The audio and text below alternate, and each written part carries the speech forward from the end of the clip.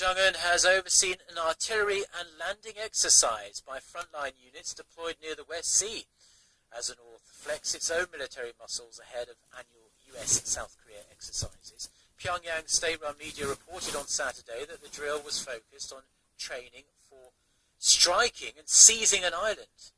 The report said the North's 4th Corps, which led the deadly shelling of South Korea's Yeonpyeong-do Island back in 2010, also played a key role in the drill.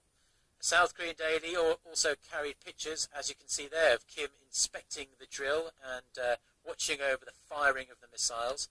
The report made no mention of when or exactly where these exercises took place. North Korea has backed away from an earlier promise to hold discussions with the United Nations and the European Union on its human rights issues. Voice of America reported on Saturday that Pyongyang's representative to the UN said his country would no longer be cooperating with the international community on the matter. The official accused the United States of using human rights as a pretext to overthrow the Kim Jong-Un regime. The UN Human Rights Council plans to draw up a new resolution on North Korea's human rights violations next month at a meeting in Geneva. Last December, the UN Security Council placed North Korea's grave human rights abuses on its agenda for ongoing attention. South Korea has flatly denied rumours that the trilateral military intelligence sharing agreement it signed with Japan and the United States late last year is linked to a speculated establishment of an interoperable missile defense system in the south. Seoul's defense ministry issued the statement on Saturday after a senior official at the US State Department said it was important for Seoul, Washington and Tokyo to develop such a system to counter the nuclear and missile threat posed by North Korea. Critics say the US would use it as a means of keeping a rising China in check. Seoul says it's building its own Korean air and missile defense system in a way that is interoperable with the US, not with Japan. South Korea and China are expected to take a big stride forward next week in terms of their long-planned free trade agreement.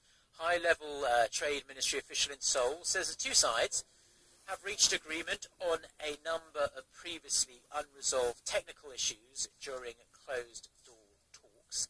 The official says that once the tentative accord is signed, the Korean government will announce the details of the FTA. The pact, which is aimed at removing most of the trade barriers between the two countries, could take effect this year if the ratification process goes through nice and smoothly. This, of course, is a massive deal for Korea, as China is by far and away Korea's biggest trading partner. Last year, Korean exports to China were worth more than $145 billion US.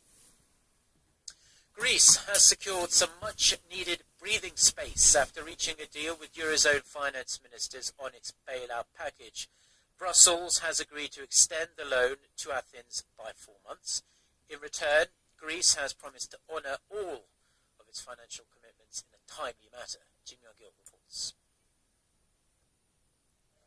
The deal struck by European finance officials on Friday will unlock further aid from Greece's $273 billion bailout package and extend the deal for another 4 months. There is a hope to reach in the end a positive outcome, to have a successful review and conclusion of the program in time, and that required trust. And I think tonight was a first step in this process of rebuilding trust. As you know, trust comes or leaves quicker than it comes. On Monday, Greece must send its creditors a list of all the reforms it plans to take over the next 4 months. If the measures are deemed acceptable, European finance ministers could sign off on an extension of the bailout agreement on Tuesday. If ratified, the deal will end weeks of uncertainty since the election of a leftist-led government in Athens, which had pledged to reverse austerity.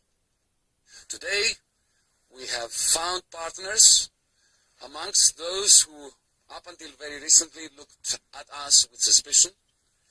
There are some partners still that are looking at us with suspicion. This is our challenge to win over their trust And we intend to do this. Greece's biggest creditor, Germany, had demanded a significant improvement in reform commitments by Athens before it would accept an extension of Eurozone funding. Without an extension of international support, Greece risked a run on its banks and would have had trouble paying its bills. Two previous attempts to secure an agreement in the last 10 days had failed.